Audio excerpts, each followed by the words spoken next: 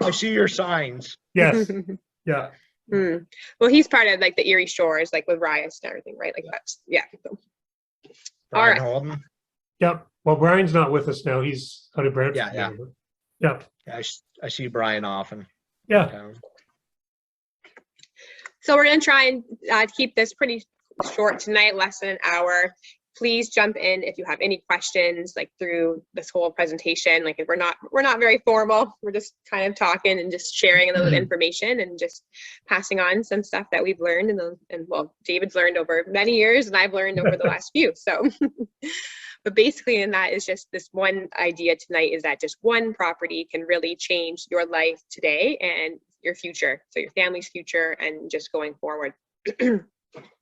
I've had many clients call me in the last little bit, and a lot of them have really been worried about their finances, worried about how they were going to put their kids through school or how their children themselves were going to buy a house. And we really have gone and explored this idea of owning properties and owning investment properties and how that can really take away some of that insecurity that we've all felt. So this is just one of our ideas that we've wanted to share lately.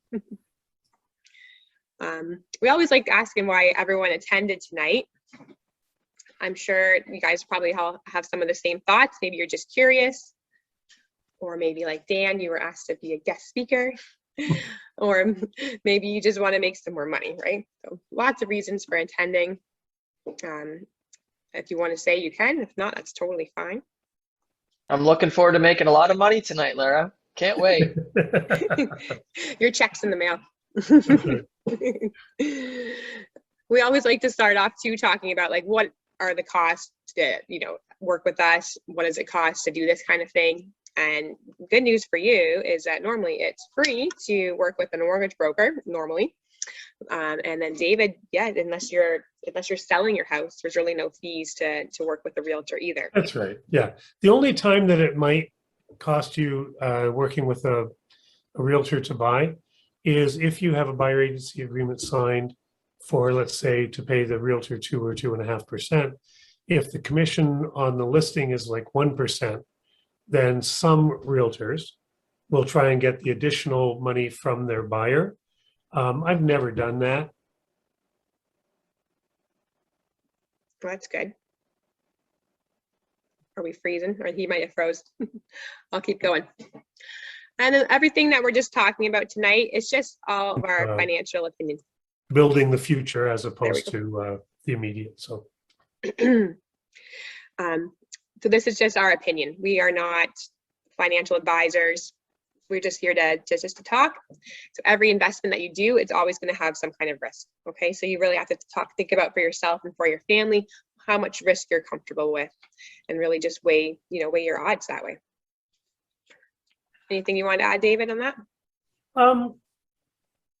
Not so much in that. It's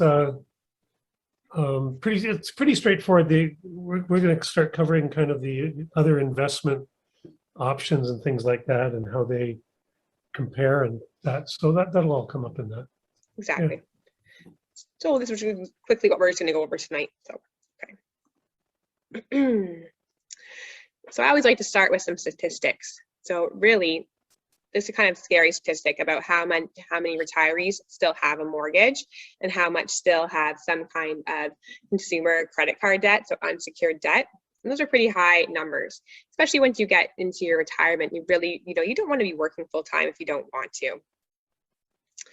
A lot of Canadians think that they have too much debt, and 3/4 of all Canadians actually have some kind of debt.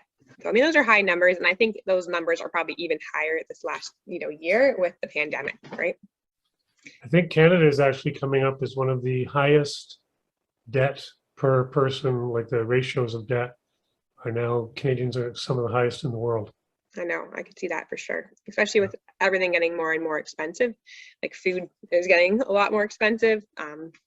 Yeah, it's crazy. Well, we all saw the building materials, and I was talking with a contact I have in PEI today, and she said, go out and start buying some food because there's like a shortage on tin cans. There's a shortage on aluminum, and they get shipping containers come to PEI filled with food and all kinds of stuff. And one shipping container last summer was $2,500 to come over, and this year it's 25,000, she said. That's a crazy jump. That's crazy. So, I mean, yeah, things are only going to get more and more expensive. So while we're thinking about this, let's make sure, are we prepared for the next part of our lives? So if you have young kids like myself and Dan do, are we getting ready for their education? If your, kids are getting a bit older, are you ready for their, to move out, and or are you ready for retirement? So lots of different stages that come up. And that will bring us into some of the basics. So some of the things we're going to talk about tonight is equity. And basically, equity is just the difference between the market value of your house, how much it will be appraised for, and what you owe on your mortgage. So that your equity can go up as you pay down your mortgage, or it can also go up as the housing market goes up. Cash flow is just basically when we're taking away rent minus our expenses, what's left over is cash flow. We always kind of want that to be positive. Want to do these ones? Yeah, the appreciation of property basically is what we've been seeing, and increasing it in huge numbers. Brantford, as an example, went up close to 40% year over year in the last 12 months, but particularly starting in the spring, we were seeing that kind of growth. Norfolk County was very much the same, in a 25 to 35% range. So the longer you hold a property, especially if you're covering your expenses, some of the biggest gain will be in the increase of the value if you were to resell, right? Return on investment is also an interesting one, because I think people get caught up in, I paid $400,000 for a house and I sold it for $500,000. So my return was $100,000, which is, around 25% minus your expenses. But the reality is, if you just put down a down payment, if you were to put 10% down on that $400,000 investment, so you put 40,000 down, but if you sell it a few years later for 100,000, you're actually 2.5 times your money in terms of what you've actually have to come out of pocket for that. So it's actually a bigger number than most people see, especially if it's covering its own expenses. Right. That's what you're talking about, David, is leverage, which is the next little bit here. Okay. And that basically just allows you to, use borrowed money like a mortgage to purchase investment property. And then lastly, our last thing we want to talk about is your net worth. So think of everything that you have, all your investments, real estate, stocks, anything, and let's put it all into one big pot, take away anything that we owe, and that is your net worth, okay? So let's do a quick little case study here. So if you were to purchase an investment property or a property that was worth $500,000 and you put 20% down as your down payment, that means you would have a mortgage of $400,000. So this property appreciates in value over time, probably about 5% per year. So after 15 years, it's going to be worth just over $1 million. So that if you take away your initial mortgage of $400,000, after 15 years, then you're still going to owe about $267,000 on that property. So that means that the equity we were talking about minus your down payment is going to give you a profit of $672,000. That's after 15 years. That's if you did nothing, you just own that property. Now, sometimes people say, well, that seems like it's appreciating high. I mean, maybe not today, but people have said that, right? That 5% appreciation does seem a bit high. So we did the same numbers, running it at 3%, okay? Your mortgage would still be the same after 15 years, but what you would be worth, just if you just did nothing, you'd still have $411,000 profit. That is really how leverage works. So if we did that more than one time, then you're actually going to have over $2 million in 15 years by just owning more than one property. And all you do is you're going to take out some equity out of your first and second investment properties and use that as the down payment for the next ones. So you don't have to come up with any more money, really, right? You're just leveraging your principal residence to use it as a down payment for the next. David, do you want to add anything there? Yeah, the one thing with that is if you kind of have the picture of, if you've owned your house for 5 or 10 years, there's probably 200 or 300 or more $200,000 stuffed into your mattress and you're sleeping on it every night. So if you looked at the possibility of using that money that's accumulated in your value in the home, in your leverage, and being able to duplicate that, then what you're living in now could actually be doubling all the way along. And there are people who've lived in their homes for 15 or 20 years who are literally sitting on $500,000, $600,000, $700,000, $800,000.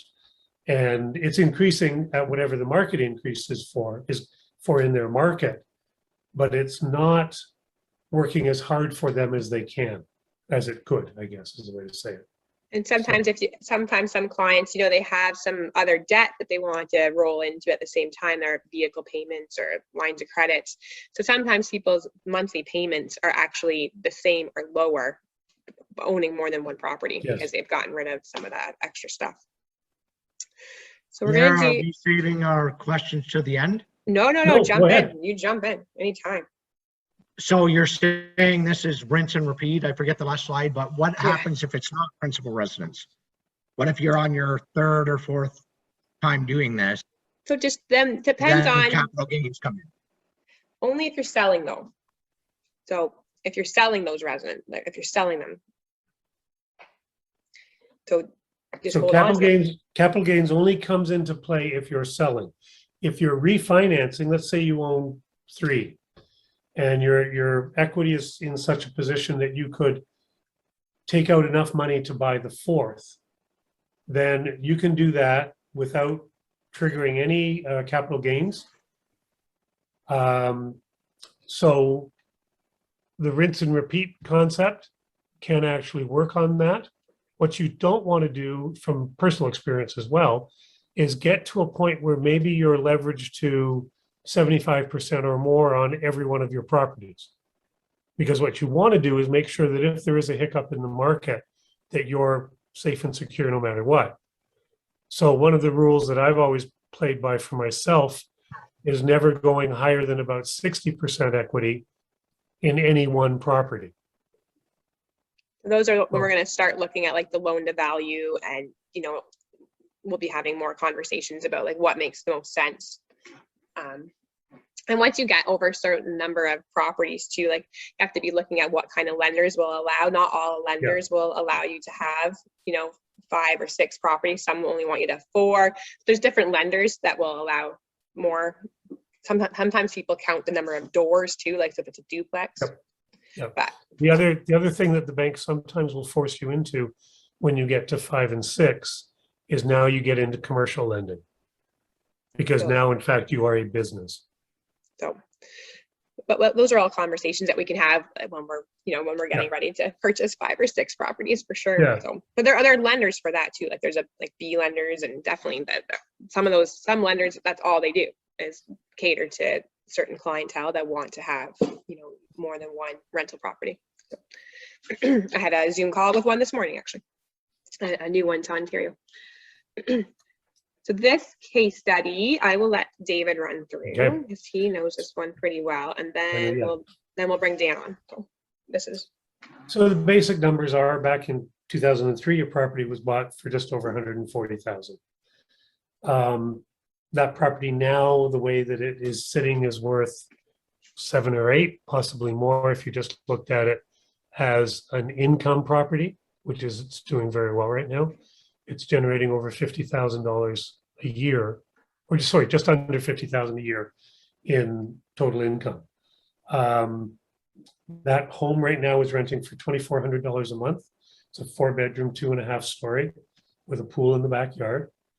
The existing mortgage is just around $1,000 a month.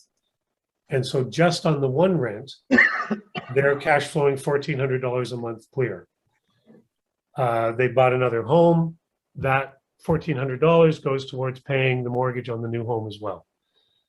But the big thing that happened there is that they were able to turn a carriage house in the back into a 1-bedroom apartment.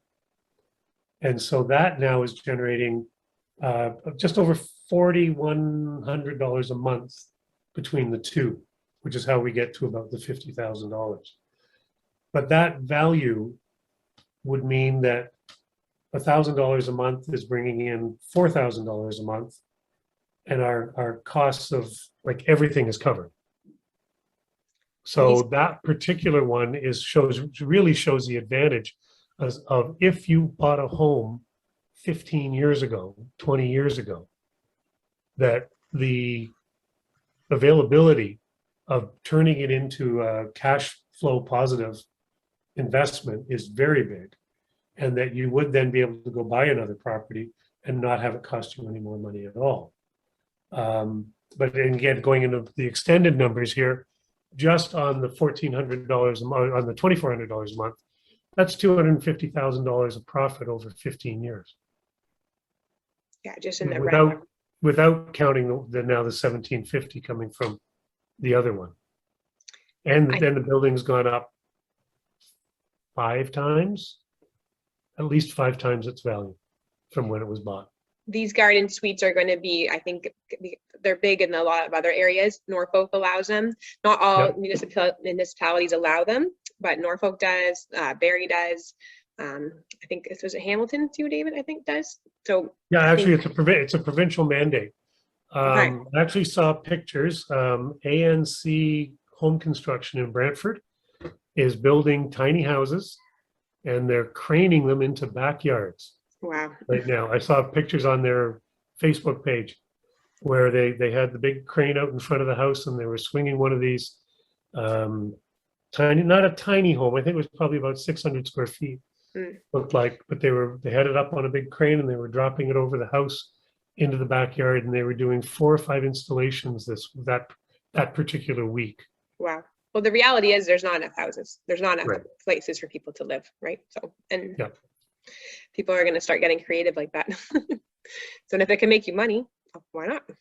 And the beauty of this, and Dan will talk a little bit about this on the call, is that people who don't even see it as being on their radar, once it's put in front of them and introduced, and the kind of the evidence of success is there, that it's not a road way off the cuff process of doing this, but it does actually make sense. The numbers make sense. This is something that probably 20-25% of the people who own homes right now would be able to do with no risk. So we can see we've got another case study up here, and this is kind of where I'll let Dan talk a little bit about, your experience, because Dan actually has gone through the process with us. David, how did you meet Dan? Well, Dan was referred to me, I think, through my wife, through a church affiliation, and they called me in to talk with them about possibly putting their house on the market, what work would have to be done to get it ready, and then buying in the community that they wanted to buy. And after talking with them for about an hour, it dawned on me that that probably wouldn't be the best thing for their family. And that You talked yourself out of a sale. I talked myself out of a listing. But I do that frequently if it's the better thing for the client, because that's what builds my referral business, as opposed to chasing the commission all the time. But their home, and Daniel talked a bit about this, was absolutely the perfect setup for being able to do this with minimal pain and maximum benefit. So, Dan, why don't you take a run at this and kind of talk about your experience doing this? Yeah, right on. So, so you guys said about 5 minutes, eh? So I'll try to jam this in, and then. Well, you can like whatever you need. Go ahead. Yeah. Yeah, no, I'll try to condense, and So our primary reason for wanting to move was to move into a new community, I guess, kind of for work, and so we had David over to look through our home to get a bit of an appraisal, get an idea, and he's going through our home. He sort of, we were looking at this idea of turning it into a rental income property, and So the really fortunate thing about my situation, and really probably the only reason why I pursued this, is because our house, it was zoned for a duplex. And so it was quite easy to actually convert the house into 2 rental income properties. So as of right now, I have tenants in the upper and lower apartments of that house. I put in about 25,000 worth of work, most of it DIY. And I'm turning $2,000 from the upper unit and $1,800 in the lower unit. So $3,800 of income at the end of each month is coming in. And the expenses, I've had 2 months now with the tenants in. My expenses was $23.97 and $23.94. So within $3 of each other. So I have cash flow of $1,400 a month right now. So I've already made $2,800. And anyway, the plan with that money for us is that money's just going to sit in that account for the next 2 years, let it grow to about 25,000, and that will be our nest egg for all the future needs on that property over the next 20-ish years, however long you have it. At that point, we'll take that cash flow and use it for our personal needs, maybe more mortgage, maybe whatever it is that we want to do with it. That's basically the deal. I worked with Lara and worked with David over the months of like May, June, July, and August as we worked through this whole process. I'm a pastor, so by vocation, that's what I do. I've been doing that here in Norfolk County for a number of years. My wife's a school teacher. She's been off for like 10 years and just got back into teaching. So we have stable income. We're very responsible. We carry no debt. Other than we had a little bit on a car loan left to pay off through this, but yeah, it took me in particular a while because this isn't my area of industry by any means, but I'm good with a budget and I'm a good steward of our family finances, and so everything made sense. It was just a matter of having the guts to pull it off and learning what all the risk factors were. And David, you wanted me to sort of touch on that a little bit, be pretty transparent. So yeah, a few of the risk factors are, number one, at the end of the day, I could pull out of this like that. If any of you know a good realtor, by the way, you might want to refer me to. I'd appreciate that in case somebody got to hear this. But you can, in a market like this, you can always sell, number one. Number two is I have no idea if I can be a landlord. Like, I have no idea. I'm a very compassionate person. I'm empathetic. I'm patient. I'm gracious. I'm going to have some difficult moments, and I don't know exactly whether or not I have the guts for this, but I'll give it a go and give it a shot. Number three is just maintaining the property. You have to want to work, right? If you're getting into rental investment, this kind of thing, like, you got to want to put effort into it. I personally believe you reap what you sow, and sometimes that's just elbow grease. And that's paid off for us at this point. We were able to get things done with determination because things like contractors bail, fall through. Property maintenance has its challenges, especially in the COVID landscape right now with challenges with renovating or maintaining properties. If you want to do it fiscally responsible and not paying someone to do all the work and you want to DIY things yourself, that's a bonus. So some of those are, I guess, some of the risk things that we worked through. The bottom line, we were able to leverage. We had about 150,000 or 190,000 left in our mortgage. Our property value was around 640. So we were able to leverage and get a down payment to purchase the new property in the area, in the town we moved to, and we're able to pull some out to pay down the existing mortgage and as well to take some money for renovations. And so the dust is all settled. We've done renovations on the property in Waterford. We were able to purchase the new and do the renovations here that we needed to finish up. And everything is working. Like, everything has basically gone as far from the number side of things. Everything has played out in accordance with what David and Lara plotted as a course. Now we're on the other side of that, like 6 months or so removed from sort of starting this. And I feel confident, but I also know there's a long road ahead and it'll have some challenges along the way. So It's definitely kinda- not a short game. It's a long game, that's for sure. So Yeah, Yeah, so we have we- three young, yeah, we have Yeah. three young children. We have three young children right now, 9, 7, and 5. And one of our thoughts is, if two of them end up going to college, university, or something like that, maybe we can get them into the same sort of, KW or London or Hamilton way, and we'll sell this home and purchase a property there. Or I'm sure David or Larry would love me to buy next property up there, but the plan will be able to either leverage value equity from that property to go on, or to sell and buy and things like that to be able to provide for the family. yeah, Guess the final thing is like, our thinking was just, we're good stewards with their money. We were just sacking away money in TFSA, right? Sacking away money in, low risk investments, thinking when we retire someday we'll have $300,000, $400,000, $500,000, something like that. And Larry, you're probably way better maybe giving the actual numbers, but like, the potential value of our property in real estate, understanding there's still risks in the real estate of investments, course. but understanding that, we have, I think, the most potential to get the best return and value over the long run with this real estate option. And so, I think so. yeah. So anyway, I don't know if that's covered everything there, but Let me just touch on one thing Dan mentioned there about his kids going to university.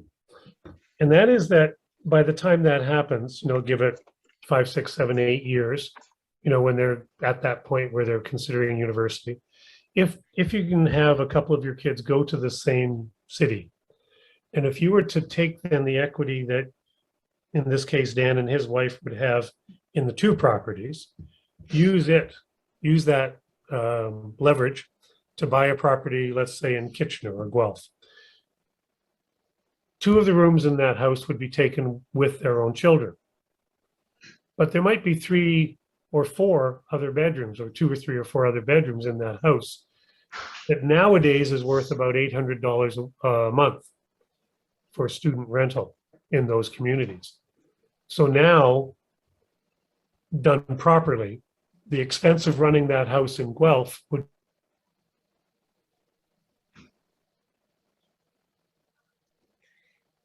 Did you freeze?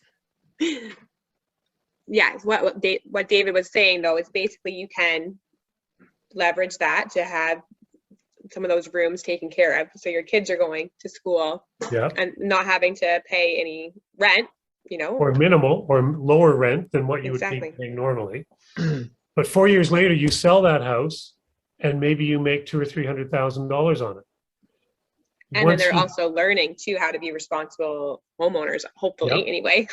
That hopefully is the plan. Yeah. Not having a big frat house. But then you take that profit, and maybe then you take that profit and split it with them so that they can go and buy something now as well. So not only are you making it less expensive for them to go to school, but you're giving them a good kind of diving board to go off on financially, because now they have a few dollars behind them and they're able to do some things. Yeah. So there's So all it- sorts of potential benefits by doing something like that. Yeah, definitely. So this next screen kind of is an example. It's hard to see because the numbers are so small, but it's kind of an example budget. And it's kind of how we like to break down everything to kind of show like a roadmap. Dan, did you find this helpful when we were working together to have something like this to kind of break down the numbers? yeah, 100%, 100%, yeah. So I kind of just have shown like on the left-hand side here, we have, what you're currently paying. And then I show how once we do the refinance, what it's going to cost exactly, not exact, but it's pretty close of what things are going to cost, closing fees, legal fees, what we're going to use the equity for. And then on the right, it's going to have the new property. And so it's at the bottom, just kind of shows, okay, this is what it's going to cost to carry 2 properties. So that way you can really decide like, okay, is this going to work for my family and I or not? And Dan, I've definitely missed our phone calls because we definitely ran more than one scenario to see like if it was going to go that way, what would happen, and that's kind of like what we're here for though, is just to be that sounding board to bounce all these ideas off of. Okay, well, what if this happens? What does it look like? And we can put it all on paper and kind of hammer it out together. So. And the nice thing about that too is that between Lara and I, we've done this often enough now that we pretty much have we have answers to whatever you might have questions about, or we can get them very quickly. But there's, Yeah, I've walked through this. I've owned rental property now for about 20 years. So there's not a whole lot that I haven't run into yet. I do enjoy finding stuff that I haven't run into and have to research answers, but having the right people guide you through it, I think, is critical as well. Just one thing before we go on, Lara. Yeah. Just wondering if anybody has any questions for Dan specific to what he was talking about. I have a question for you, David. Yeah. ooh. With the scenario you just gave Dan on his kids going to school, Yes. so they go to Western in London, London. Yeah. and he buys property which is similar to Brantford right now, and the rise in costs. Yes. Southern Ontario, basically. Yeah. So he buys that, and I forget the ages of the kids, but he keeps that for say a 5-year Okay. go at Western. In 5 years, real estate I'll use there is 3%. Okay. On the lower end, it's going up by value by 3%. Where is this extra money coming? Are you talking from he's buying a house that 4 other people can rent with his son? Yes. Yeah. Is that what you're thinking? And Yeah. then So you buy a 4-bedroom house, right? Your 2 kids are in. You get. if my rates for- math's right, in Go ahead. 5 years, when he takes your advice and resells it so that Yeah. he can split it between the other kids, now because it's his, say, third for sure, but maybe fourth, but his third property, Yep. he's dealing with about 20,000 plus capital gains. Probably. Yep. So he's got 3% a year. I went with a $750,000 home. Okay. So 21,000 a year, 5 years. Yeah, like he's walking away It'd be with- close to a 20% increase amortized. But he's giving his kids 25 grand each. Is that the deal? Well, Like, were you thinking whatever of a the bigger profit number? was after everything got paid off. After all expenses were paid on the sale of the house, whatever was left over, he could choose to then give his kids a $25,000 or $50,000 head start. Or he could keep that house, not sell it, refinance, take the equity out and give them the cash instead. Yeah, So you that's don't what have I'm thinking. Don't Yes. sell. Don't sell if you don't have to, right? Keep That's it, what I'm thinking, is if he does the other way where just refinance and the then you first can give question them I the think money. I asked, yeah. Yeah, just give them the money. Just don't sell any until, I guess, retirement, essentially. Like Yeah. pay the Why would you capital sell? gains there. Who If you cares? don't need to sell before, why would you sell? Just put other rentals, like other people in there to rent it, right? Yeah. So, As long as you're not gonna have the best renters with students, but if No. you're a handyman, Dan can fix stuff up. I couldn't. Like, I couldn't change a toilet. I wouldn't have a clue. but there's people for I that. would keep it in retirement. Like, I'm not as concerned about capital gains. 3 years in, your income goes down, sell it. Yeah. Then there's people Yeah. for that too. Like a couple slides down, we talk about that. Like you can be as involved or as not involved as you want to be. Dan's one end of the, equation where he wants to be really Yeah. like, I want to be there all, and figuring things out and getting dirty and changing toilets. And then, I'm kind of the other. I'm like, okay, well, I'm just going to call someone, pay for it. So yeah, Yeah, I got a guy. there's a guy, I'm right? I definitely don't need the to other do that. guy. Yeah, Yeah. I'll just pay for it. Yeah. Now, am I going to make less money? I guess probably, but am I going to have more time? Yes. So what's your time worth too, right? So you have to really weigh it and decide. Like there's property managers that you can hire too. Like if you don't want to be involved at all, you Yeah. can just own it. And that's definitely a real thing.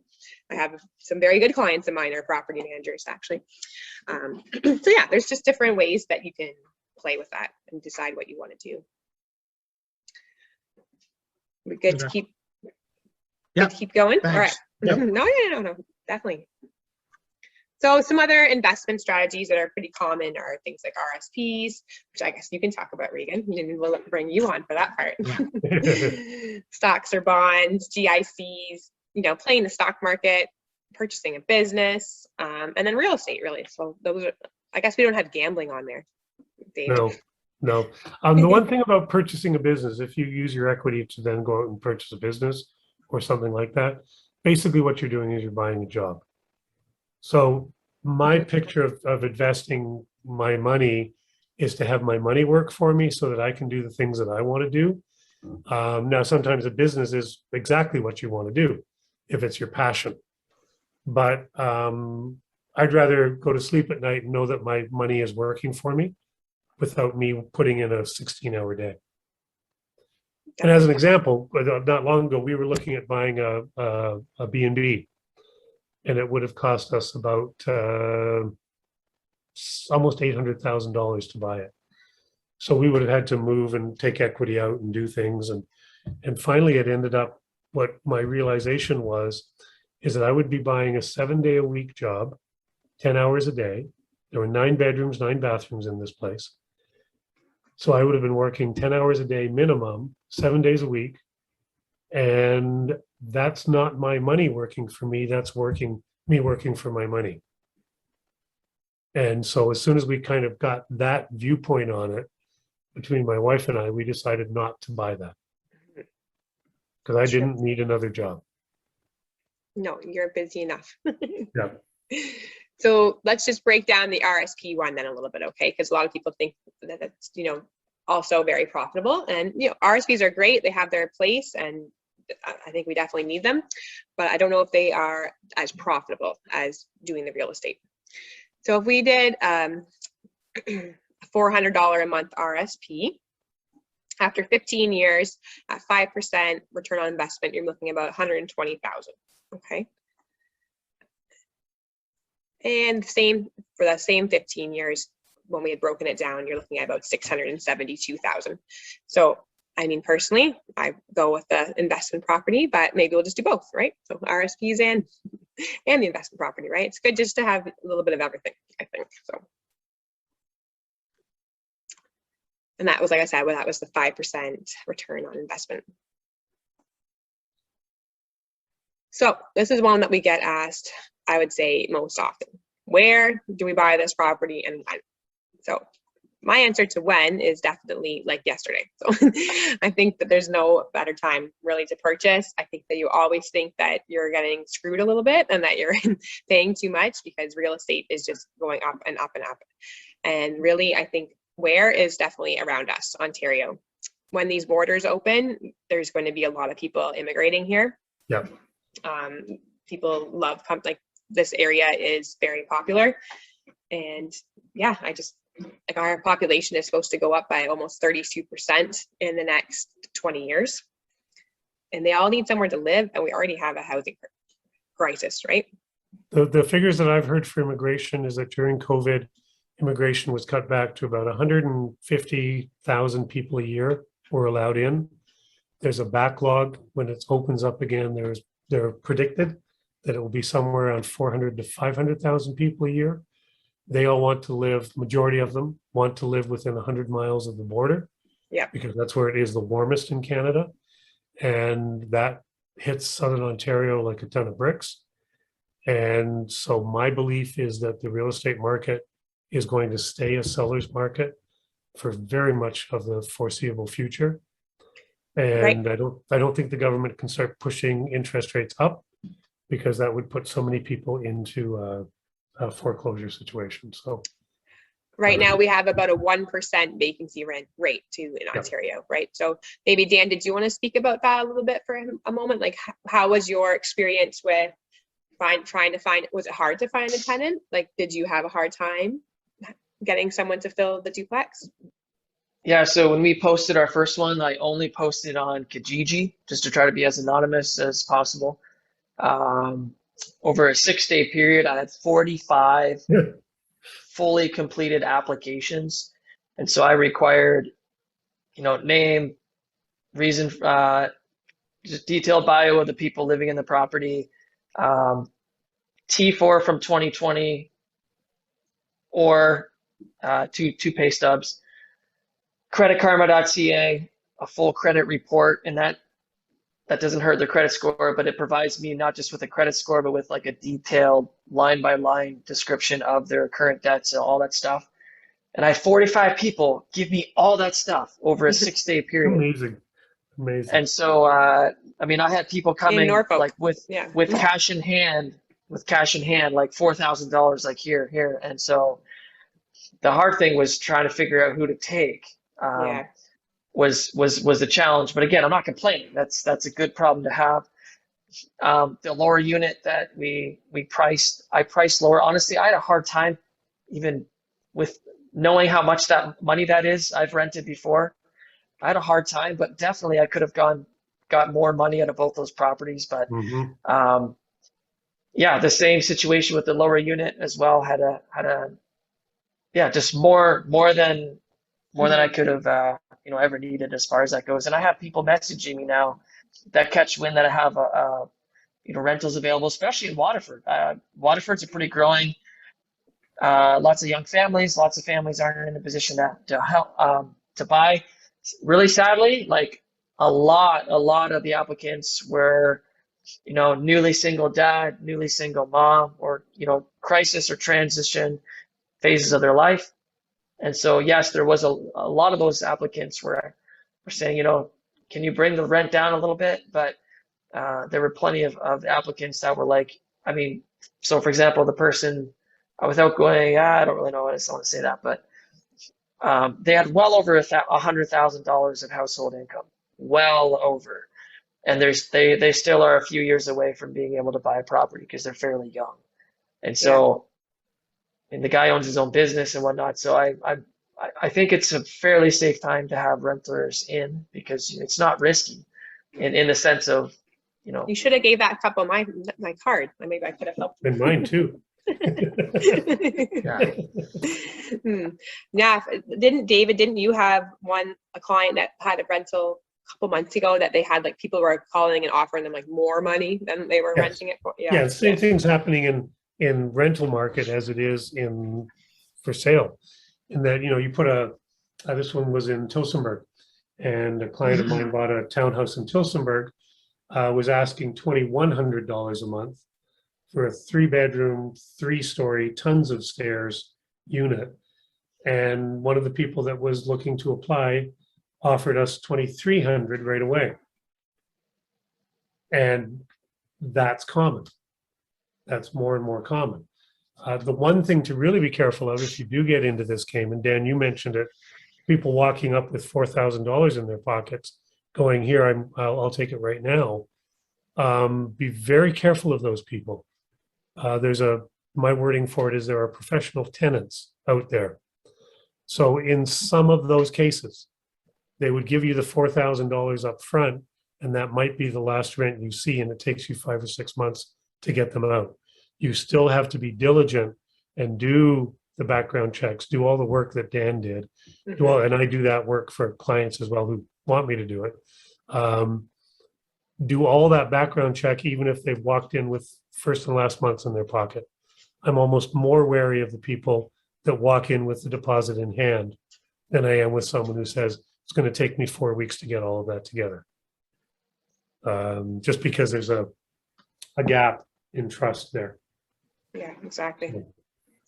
So who is this strategy for? Well, we definitely think it's for anyone who's owned their home for longer than 2 years. You do need to have some equity to access. You could be families with school-aged kids, families with teenagers, anyone that's living close to retirement and wanting to maybe have other ways to have some income. And you do need to be employed though. So yes, because we need to be able to qualify you for the mortgage. So, and who is it not for? Well, we're not really talking about flippers. This is not really a house flipping scenario. We say student rentals on this slide, but we mean like big student rentals, like, those big multi-buildings. We're not talking about that kind of thing. You need, like I said, you have to have a job. We can definitely talk to you if you want to try and get into the housing market, but that's not what we're talking about tonight. And you really have to be okay with a little bit of risk. This bottom one here, this risk intolerant individuals, because like we said, everything has some degree of risk, right? And Dan, I'd suggest that was a big process, a big step for you, was deciding what your risk tolerance was and what you and your family would be comfortable with. I don't know if that's an accurate read or not on my part. Yeah, and I think in our situation, like with the bit of work that I even did in the house to get it up, every dollar we put in will get more than our dollar back. And Yeah. even if in the short term we had to sell or move off, or if things really changed, we feel comfortable even if we had to sell, we won't be selling at a loss. Whereas other scenarios may be much different than that, right? But yeah. But you had a process that you had to go through to get comfortable with that risk. I remember when I first talked with you about it, there was this hesitancy about, you mean we're going to be buying another house and we're not selling this, and it took you a number of conversations, I would say. And that's what we're here for, though, too, right? Is to try and walk through some of those scenarios. And I'm hoping that some of the work that we did at the beginning kind of like helped with that, right? So, yeah, I think the main concept to wrap your head around is just this idea that you guys are saying, like, we bought in 2016 when the market was about as low as it was in the 2000 decades, the 2010s and 2020s. We bought when the market was lowest, and we just boom, in like five years of owning this home, we gained this $480,000 of equity. And so I was wrapping my head around that idea that okay. Yeah. As opposed to the risk factors, or as opposed to the capital tax, like all those things you need to learn and research and know about. But it was really just this idea of, wow, where's this money coming? Where's this? How does this work? It took me a bit of a time to get around that. Yeah, Definitely. Yeah. Like, what do you mean? Okay. So some of the pros, what we always like to talk about, are just financial stability, positive cash flow, the free housing for the kids at university, or, cheaper housing, and just long-term financial growth, really, right? Like, it's just every day, it's just ticking forward. Let's talk about some of the cons, though, okay? So financial risk, we talked about that already. Tenant issues. So let's go into that one, maybe. Yeah, there's a bunch of myths about tenants. Number one, tenants are not perfect. I have one tenant right now who notified me 3 weeks ago that my rent in November was going to be 5 days late. So I sent her a thank you note. Thanks for letting me know. One of the tricks in owning property like this is that never have your mortgage due date on the first of the month and be dependent on the tenants to pay you on that day. Always have it for like the 7th or the 8th or the 10th, because there will be delays in getting rent. But literally, I texted this tenant back and said, thank you for letting me know. Will we get part of it on the 1st and the rest on the 5th? She texted me back going, no, I'll have the full amount for you on the 5th. Again, thank you for letting me know. We'll make that work, not a problem. Most tenants will treat your property with respect if you're careful and do the type of screening that Dan did getting his. I don't anticipate his tenants are going to be treating his property badly. They know how hard it is to get into something. They're going to treat it well right now. And a lot of times people want to live somewhere nice too, right? Like I've rented many years, and I think we've always left a property that we've rented, I think, a little bit nicer, because we'll clean up things or whatever, right? Like it's pride of where you live too, right? So, and the better condition you have your unit in, number one, you can up it by about $100 a month or more, but you will attract the better people. It just do really good renovations, do good work on your property. You'll get the right people. Yeah. Some of the real estate myths that we hear is that there's no good properties left. There's nowhere to buy. I mean, yeah, okay. There definitely things are harder think it is harder to purchase right now. That's absolutely true. And they're expensive Yep. right now. Feels that way. And you always kind of feel like you're paying too much. But when I look back at even our own house that we purchased, our house has gone up since in 3 years, almost $300,000. Like, so, I mean, yeah. And at the time I remember thinking like, that's a lot of money to be buying a house for. So I think, yeah, you always kind of feel that way that you're paying too much.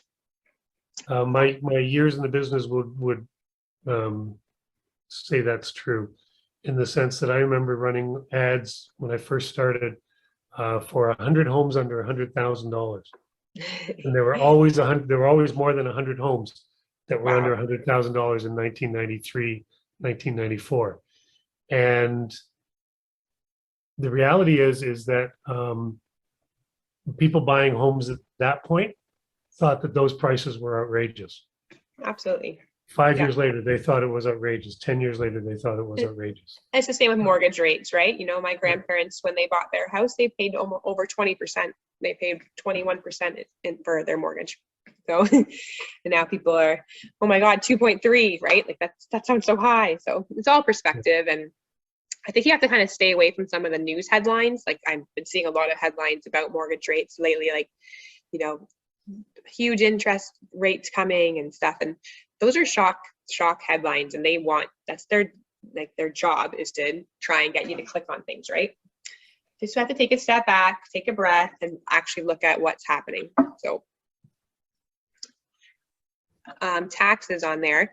A lot of things are a write-off too now that you are owning investment properties. So like things like your the interest actually on your mortgage, insurance, expense, upkeep, that kind of stuff. So it is kind of like you're now having a little small business. So you need to keep track of all that stuff, and you can write it off when you do your taxes at the end of the year. So, okay.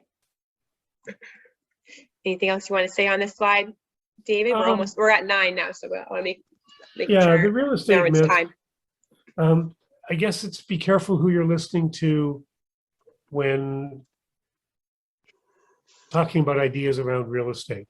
The best people to talk to are the ones that have been doing it, not the ones who have been renting for 40 years and, their parents rented for 40 years and, they've played it safe all the time. One of the biggest challenges that's happening out there right now are landlords wanting to sell their properties where they've had a tenant in for even 5 years, never mind 10 or 15 or 20.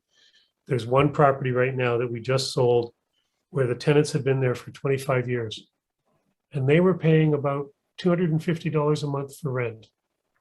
They are being moved out because the owners are going to be living in the house, and they're walking into a marketplace of $2,000 a month for a 2-bedroom or 3-bedroom home or more. Brantford right now is pushing $2,750 to $3,000 and above a month for rent. So these people who have been renting for a lifetime are coming into a market where they have no chance of being able to rent for anything close to what they were doing. So the time, if you're talking to people who are renting or looking for rentals and things like that, is as a realtor, I always start steering them towards buying a home, and I think Lara does as well. But the biggest challenge right now for tenants, and they don't get that what they've been renting now for years is now going to cost them 10 times as much. Yeah, definitely. So of course, we think that you need a guide when you're doing something like this. You can take all of this info that we just gave you, go on to Google, do it yourself, of course. Like we said at the beginning, there's no program fee. We're not trying to get you to do something like that. But we just think that with our experience, and we've done this, that it is helpful. Dan, would you be able to say that, yeah, it is helpful to have someone kind of walk you through it a little bit, take away? Yeah, if you're just an average normal guy like me, then certainly. Yeah, and I would say Lara and David just asked me to be here tonight. I'm not getting paid by them or nothing like that. So I can tell you it cost me nothing, literally nothing. I was like, what's with these people? They're so nice. Like, what's the catch? But I couldn't believe it. Now I understand how their business works and stuff like that. I understand that, but Yeah. for you to call, ask, email. Yeah, these are two Yeah. very high quality character people. So It's helpful when you can shoot someone a text and be like, oh my God, I just saw this. Okay, we'll work it out. We'll try and get the answer, you know, Yeah. we'll figure it out. and when I go bankrupt, I know they'll be there for me, right, guys? We'll figure it out. We'll figure it out then. I know trusty right. people too. No, I'm just joking. That's not going to happen. So, but yeah, we do work with all kinds of people. So we work with lawyers, home inspectors, accountants, appraisers. We have done the work of vetting these people and weeding out which ones we don't want to work with anymore. You know, there's something to be said for building those relationships. You know, this job, I think my job actually is not even about mortgages. My job is about networking. It's about connecting people with the right other people. So I'm sure your job too, David's like that. And Dan, actually your job, and Regan, your job is like that too, right? So you guys know, you understand what it's like when you can work with people that you trust. Yeah. Hey, you could add pastor to your list there if you want, Lara. I will. That's right. We will. We'll add that for the next time. So personally, our next steps, if you are thinking of something like this, is just book a one-on-one call, right? So that's the best way, just to have another conversation. Yeah. And that's it. Well, That's all we wanted to talk about. Any questions from anybody that's there? Did we lose Catherine? I can't see. I'm gonna stop sharing. We might have lost her. How do I I'm stop here. sharing? Oh, okay, great. Hi, Catherine. Hi, I have my 3-year-old with me, so That's okay. My 2-year-old's up there screaming. I can hear him. He should be. yeah. He always She's does this. She's kept me bouncing up and down the stairs, so now she's just laying here. It happens, right? We all have kids. We know. So Catherine, where are you in this process now? Are you gathering information? Are you in it already? Are you long-term? I mean, I own a house right now that we live in, and I mean, I'm probably still years away from maybe going to a second one, but it's always on the back of my mind. Okay. Yeah. So they're the gathering information stage, which is a great spot to be. Yeah. Right. Yeah. Again, if you have any questions, you know, to your specific situation, either Lara or I would be more than happy to chat with you Awesome. Yeah. and see if we can give you some answers along the way. Dan, are we looking for a third now?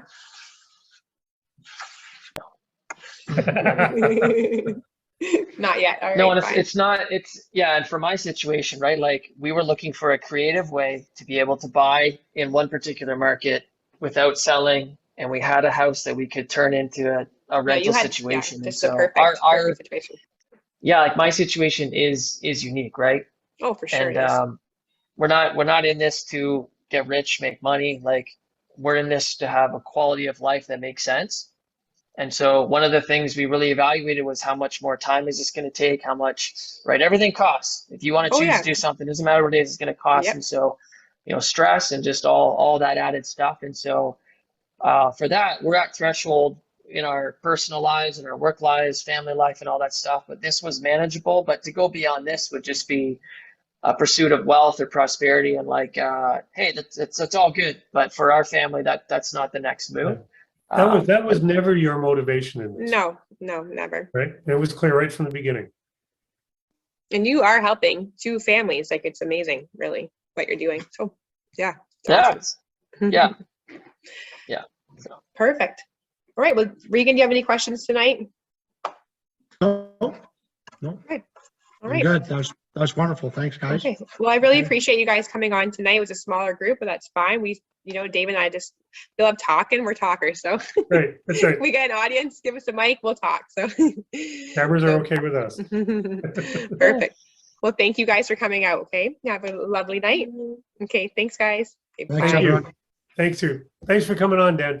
Much Thank you. appreciated. Thank you, Dan. Thanks, Right Dan. on. Anytime. See you Okay. guys. Bye.